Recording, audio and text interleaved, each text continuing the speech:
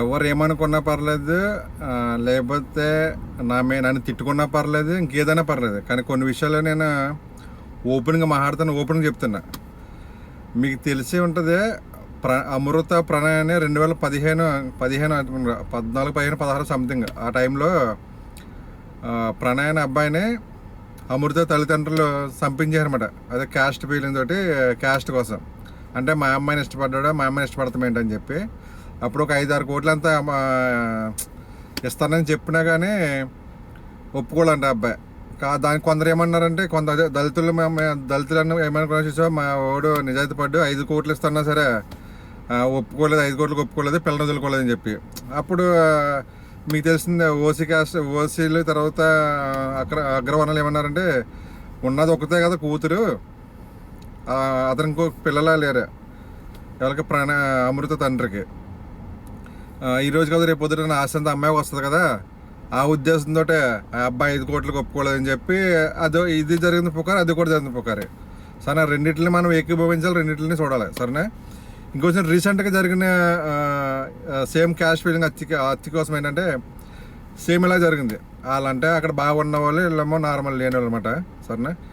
కానీ ఆ రోజు అమృత చేసిన పనికి నిజం చెప్తాను, అమృత కుటుంబం సదలం అయిపోయింది మొత్తం. నాకు తెలిసి అమృత చాలా పెద్ద తప్పు చేసింది. ఎందుకంటే తండ్రి చాలా ఉన్నత స్థితి ఉన్నా కానీ నాకు తెలిసి ఒక కానిస్టేబుల్ అయితే మెల్ల తలకాయ పెట్టి లాక్కుంటే ఈడ్చుకుంటూ వెళ్ళాడు. నాకు బాగా గుర్తు, లాక్కుంటూ వెళ్ళాడు అనమాట. అప్పుడు చాలా అగ్రవర్గాలు చాలా బాధపడ్డారు ఆ సీన్ చూసి. అంటే ఎంత సంపాదించాడు, కూతురిని తల పెంచాడు, కూతురు చేసిన పని చూసారు ఎలా ఎంత దీనస్థితికి వచ్చారని చెప్పి కొందరు బాధపడ్డారు. అది కూడా వాస్తవమే. మనం కూడా ఆ స్థితిలో ఉన్నదే, మనం కూడా అదే విధంగా ప్రవర్తిద్దాం కొంతమంది అని చెప్పి ఆలోచించుకోవాలి, ఎవరు బిడ్డను ఒకటే. ఇప్పుడు రీసెంట్గా జరిగిన మర్డర్ కేసు కూడా ఇదే. ఆమె ఏం మాట్లాడుతుందంటే, నా బంటువా, నా బింటువా, నా బొక్కలో బోసంగాడే అలాగే జరగాలి నా తల్లిదండ్రులకి అని చెప్పి అంటుంది. అమ్మా, నువ్వు నిన్ను కని పెంచి సరే ఇంతకాలం ఇంత వయసు అయితే కోపం ఉంటుంది, కోపం అంటే ఉండదు. ఆ కోపం కొన్ని తప్పులు జరుగుతాయి.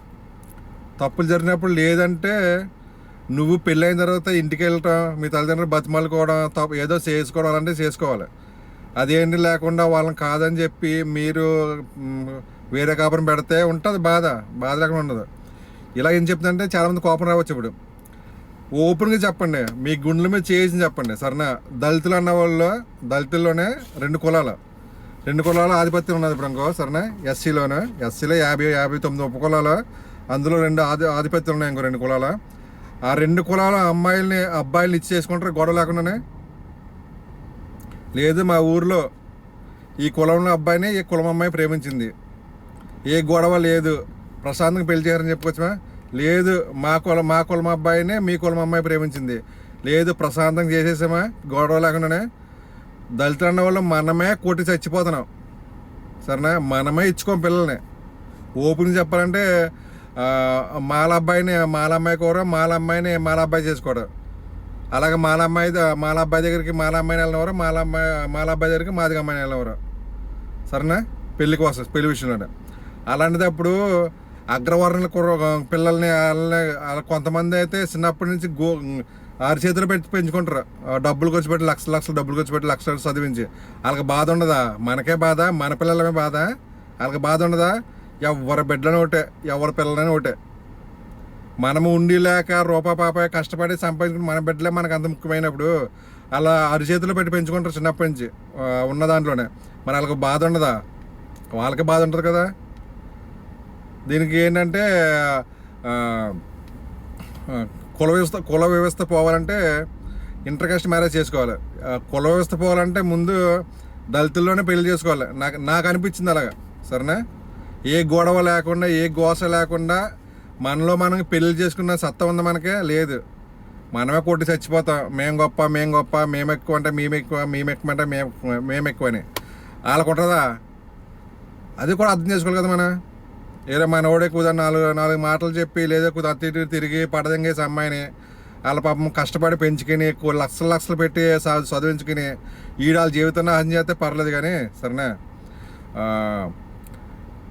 మన బిడ్డలని మట్టుకే జాగ్రత్త ఉండాలి. మన బిడ్డలో మనమే ఇచ్చుకోవడం కష్టం. సరేనా? నిజం చెప్తున్నా, ఓపెన్గా చెప్తున్నా. మన ఎస్సీలో 2 ఆధిపత్య కులాల్లో డబ్బున్న ఓడు, ఒకే కులంలో ఒకే కులంలో డబ్బున్నవాడు అమ్మాయిని డబ్బులేని అబ్బాయికి చేస్తారా ఒకే కులంలో? లేదంటే ఒక కులంలో డబ్బు ఉండి ఇంకో కులంలో డబ్బు లేదు చేస్తారా? చేసుకుంటారా? చేసుకోరు. ఎవరి బాధలు వాలి, ఎవరి పంతాలు వాలి, ఎవరి గొప్ప వాళ్ళదే. మేము ఎక్కువ అంటే మేము, మీరు ఎక్కువ అంటే మీరు ఎక్కువ గొప్ప. మన బిడ్డలు వాళ్ళ బిడ్డలు కదా. మన బిడ్డలేనా వాళ్ళ బిడ్డలు కదా. వాళ్ళ బిడ్డలు కూడా బిడ్డలే కదా. అది గమనించుకోవాలి. అది గమనించుకోకుండా లేదు పరివచ్చి జరిగింది ఇంటర్ కాస్ట్ వాళ్ళ కులపిచ్చి ఎక్కువ వాళ్ళకి ఎవరికి లేదు కులపిచ్చి. ఎవడ కులమాట గొప్ప, ఎవడ కులమాట గొప్ప. అందరికి కులపిచ్చి ఉండాలి. ప్రతి ఒక్కడి కులం మీద గౌరవం ఉండాలి. ఇది నా కులం నాకు గొప్ప అని ఫీలింగ్ ఉండాలి. అలా ఫీలింగ్ అయిపోతే ఇంకెందుకు? నీ తల్లిదండ్రులు అంటే నీకు అంత గౌరవం, నీ తల్లిదండ్రులు నీకు అంత ఇష్టమా? కులం కూడా అంతే ఇష్టపడాలి. అలా ఇష్టపడకుండా లేదు మనకు మట్టికి చచ్చిపోవచ్చు అది కొట్టుకుని మన దళితుల్లోనే మేము ఎక్కువ అని చెప్పి వాళ్ళకు ఉండకూడదు ఫీలింగ్. అలా ఫీలింగ్ ఉంటేనేమో ఉన్మాదులు, మనకు ఉంటేనేమో ఉన్మాదులం కదా. ఓపెన్గా చెప్పండి. మనలో ఎవరికి ఫీలింగ్ లేదు, ఎవరికి లేదు ఫీలింగు. మన దళితుల్లో చెప్పండి నాకు ఫీలింగ్ లేదని ఒకటి చెప్పండి. ప్రతి ఒక్కడికి ఫీలింగ్ ఉంది. ఎందుకు లేదు ఫీలింగ్?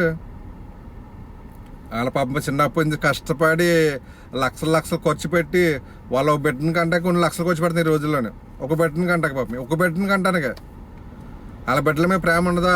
వాళ్ళకి ఊహలు ఉండవా? నా బిడ్డని పొలం ఇచ్చేసుకోవాలి, నా బిడ్డని అంత ప్రయోజకరాలు చేయాలని వాళ్ళకు ఉండదా? మనం ఊహించుకోవట్లేదు మన బిడ్డల కోసం. వాళ్ళకు ఊహ ఉంటుంది. వాళ్ళ ఊహలు కూడా ఊహలే, మన ఊహలే కాదు. అది కూడా గమనించుకోవాలి. అంతేగాని డబ్బు ఉన్న వాళ్ళందరూ ఉన్నమాదులు కాదు, డబ్బు లేని వాళ్ళందరూ మంచోళ్ళు కాదు. సరేనా? ఎవడ బిడ్డాడికి ముఖ్యం.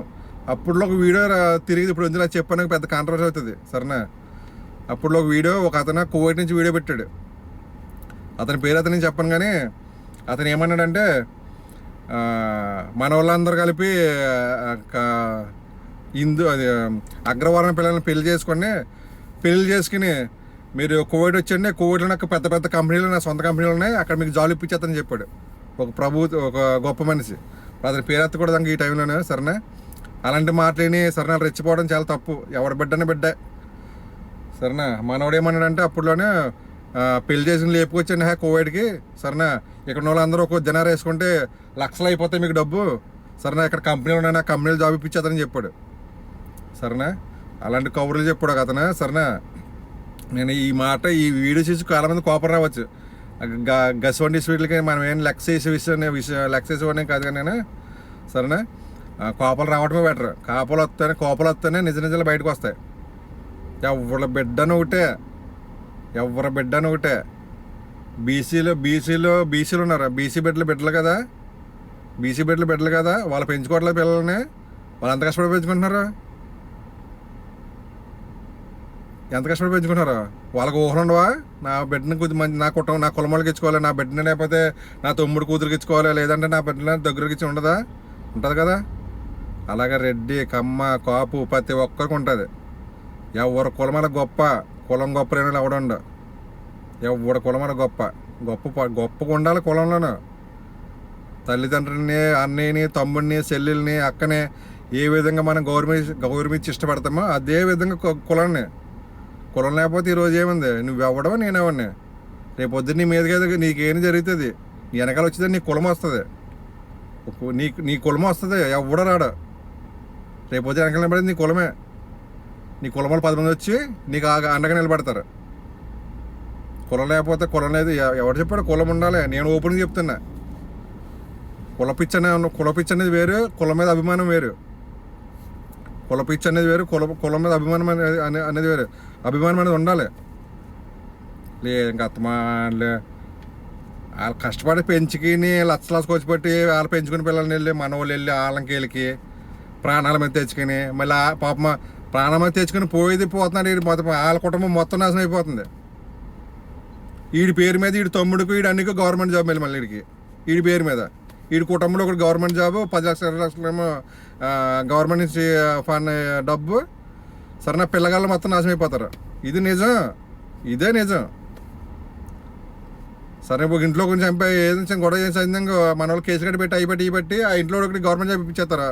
ఒక 5-6 లక్షలు 10 లక్షల దాకా గవర్నమెంట్ నుంచి వస్తుంది.